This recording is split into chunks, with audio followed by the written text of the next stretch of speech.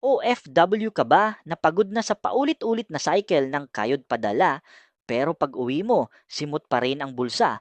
Makinig ka, kabayan. Unang tip, pay yourself first. Bago ka mag-remit sa Pinas, itabi mo muna ang para sa retirement at emergency fund mo. Karapatan mong paghandaan ang sarili mong kinabukasan. Pangalawa, iwasan ang lifestyle inflation. Hindi porket nasa abroad ka, kailangan laging bago ang gadgets o branded ang suot. Ang tunay na yaman, hindi nasa forma, nasa laki ng ipon. Pangatlo, turuan ang pamilya mag-budget. Ipaliwanag mo ng maayos, hindi ka ATM. Bawat sentimong pinapadala mo galing sa dugo at pawis.